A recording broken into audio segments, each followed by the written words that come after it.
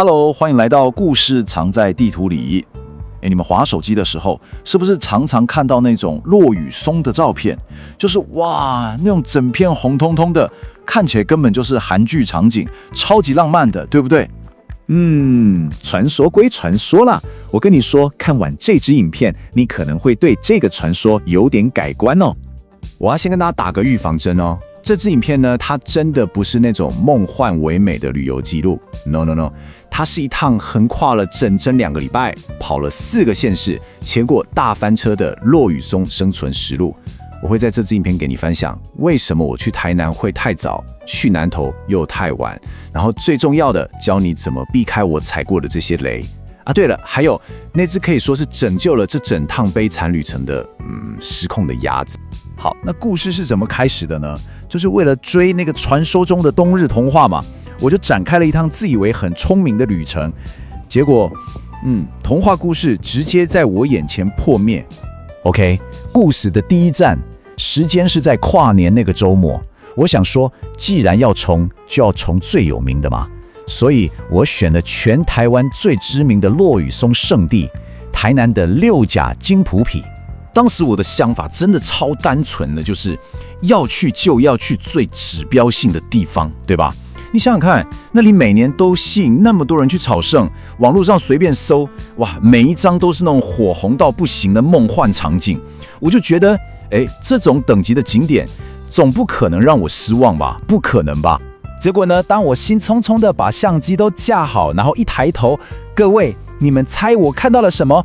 满山满谷的绿色花椰菜，真的就是绿的，而且是那种生机勃勃，看起来很健康，完全没有要变色的那种翠绿。这感觉就像你满心期待去吃麻辣锅，结果服务生端上来一碗清汤，傻眼。好啦，这边要先给大家一个重要的小知识，因为台南纬度比较低嘛，天气热得比较久，所以六甲这里通常是全台湾最晚变色的地方。学到了吗？我用我的车票钱学到的。看到那片绿色花椰菜的当下，我真的怀疑人生。是台南的太阳太热情了吗？好吧，既然这里还没变色，那我就往北走，我就不信邪。就这样，我展开了一场追逐红叶的绿色旅程。好，带着在台南有点受挫的心情，我开车来到了嘉义太保的鱼寮遗址。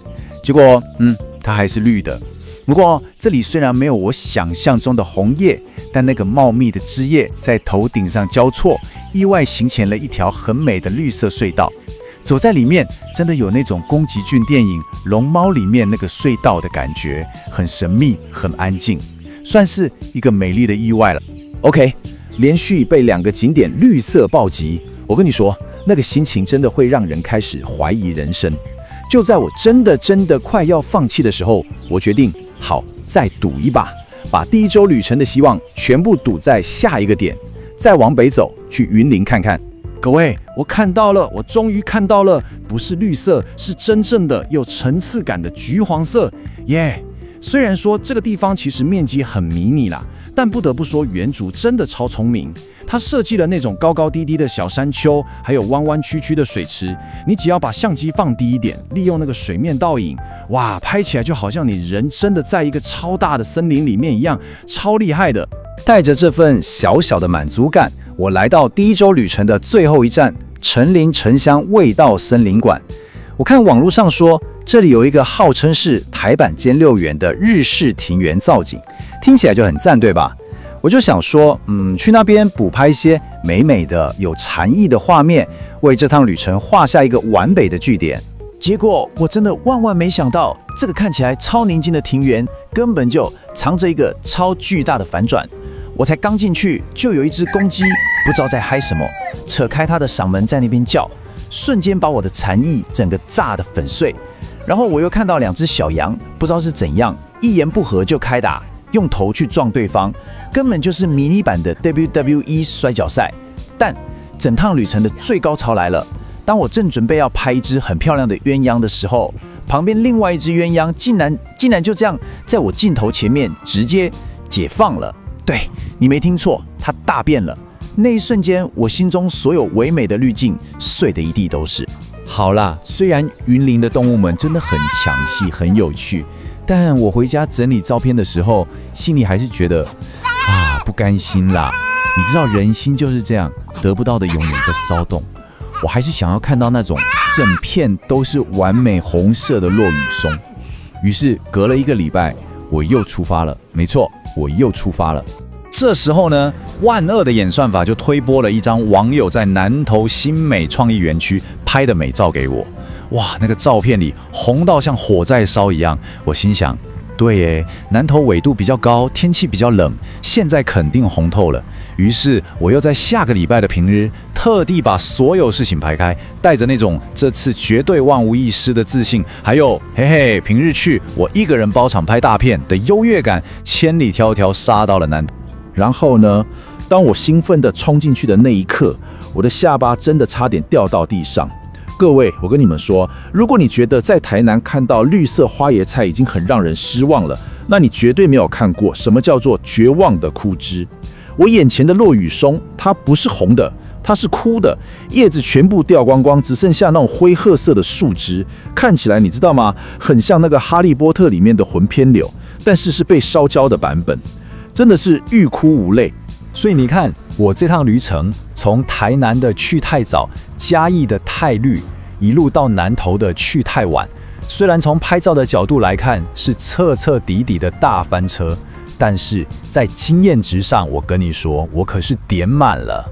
为了不让大家重蹈我的覆辙，我这边就要来分享一个我用血泪换来的绝对实用的 Google Maps 避雷大法。很简单哦，你听好。第一步，先搜寻你想去的景点。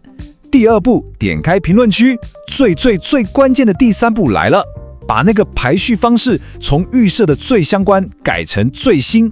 这样一来，你就可以看到昨天甚至今天早上网友们上传的真实照片。相信我，这才是最准确的即时花况。千万不要再相信那些精美的宣传照了。现在回头看看这趟旅程，虽然我一张完美的韩剧封面照都没拍到，但我好像反而收获了更珍贵的东西。像是在嘉义，我走进了那个像龙猫隧道一样的秘境；在云林，我看到了那个小巧精致的庭园设计，当然还有那只很做自己的鸳鸯。我想，这或许就是旅行真正的意义吧。完美的风景可能就静静地躺在相簿里，但是那些不完美的、出乎意料的意外，反而才是我们会一直跟朋友拿出来讲，一说再说的有趣故事。好了，我的翻车故事讲完了，那是不是也该换你们说说你们的故事了？最后，我想来问大家一个问题，做个小小的调查。如果今天一定要你选，面对落羽松，你是宁愿看到像我在台南看到的那种充满生命力的生机勃勃的绿，还是像我在南投遇到的那种很有故事感的沧桑萧瑟的枯呢？在下面留言告诉我你的选择吧，顺便也分享一下你遇过最惨的照片景点是哪里，让我们互相取暖一下哦。好啦，如果你喜欢这次充满了真实伤害的旅行分享，拜托，请一定要帮我按赞、订阅，然后分享出去。你们的每一个支持，对我这颗破碎的心灵都非常有帮助。我们是故事脏在地图里，下次见喽，拜拜。